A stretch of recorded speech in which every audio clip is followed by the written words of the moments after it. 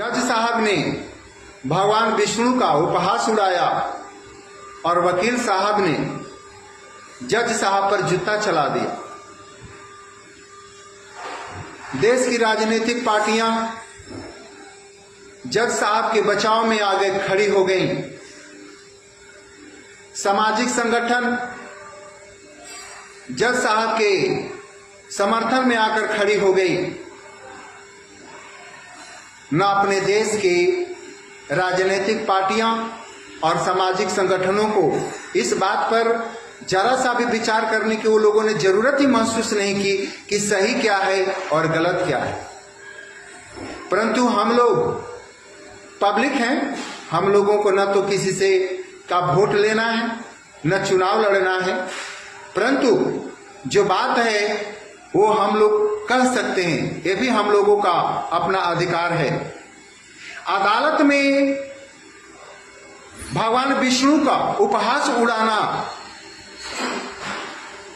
जज साहब के द्वारा न केवल अदालत की मर्यादा को भंग किया गया, बल्कि उन्होंने एक वरिष्ठ अधिवक्ता को जूता उठाने पर बाध्य कर दिया।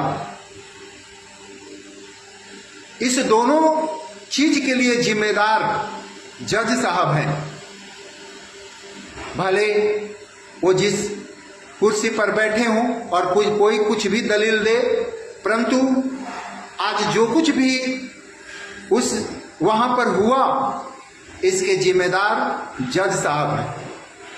जज साहब को ऐसा नहीं कि जुबान फिसल गया, वो इस मानसिकता से ग्रसित हैं।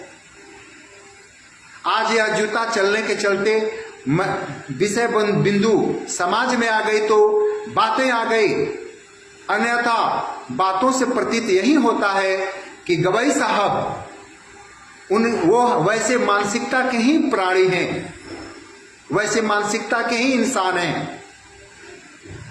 दोस्तों, नेताओं के द्वारा, सामाजिक संस्थाओं के द्वारा गवाई साहब का बीच बचाव करना यही प्रतीत होता है कि अपने देश के राजनीतिक पार्टियों का और सामाजिक संगठनों का न तो देश से कोई लेना देना है, न कोई समाज से कुछ लेना देना है। उन लोगों का बस अपने वोट से लेना देना है, अपनी पहचान से लेना देना है। राजनीतिक पार्टियां नहीं चाहती हैं कि हम गवाई साहब का विरोध करके गवाई साहब के जो समुदाय के लोग हैं उनका हम वोट से हम वंचित हो जाएं, उनके समुदाय का हमें वोट मिले। इसके लिए न्याय का साथ दे रहे हैं या अन्याय का, इनका उन्हें कोई ख्याल नहीं है। वह इंसान जो सत्य के लिए खड़ा रहा, वकील साहब के प्रैक्टिस पर प्रतिबंध लगा दिया गया।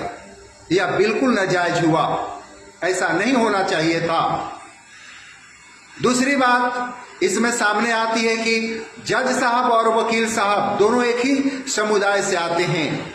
जज साहब कम शिक्षित हैं और वकील साहब ज्यादा शिक्षित हैं। जब ज्यादा शिक्षित हैं तो यह भला बुरा का इनको ज्ञान है कि हमें किस बात पे क्या करना है। और जब वकील साहब ने भगवान विष्णु के बारे में उपहास सुना तो हाथ से जूता उठा लिया इन्होंने।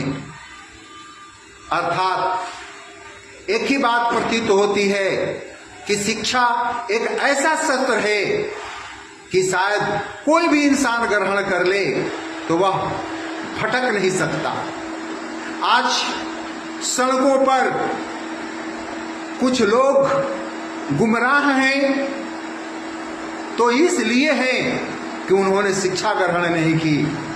अगर वे शिक्षा ग्रहण कर लेते तो सड़क छाप नेताओं के बहकावे में आकर अपनी घर गृहस्थी और जिंदगी को तबाह नहीं करते। खैर, मैं आगे कुछ न कहते हुए मैं एक इस देश के नागरिक होने के नाते मैं यही कहूंगा, कानूनी प्रक्रिया एक अलग है, परंतु जज साहब को नैतिकता का ध्यान रखते हुए देशवासियों से न केवल माफी मांगना चाहिए बल्कि अपने पद से त्याग पत्र भी दे देना चाहिए। धन्यवाद।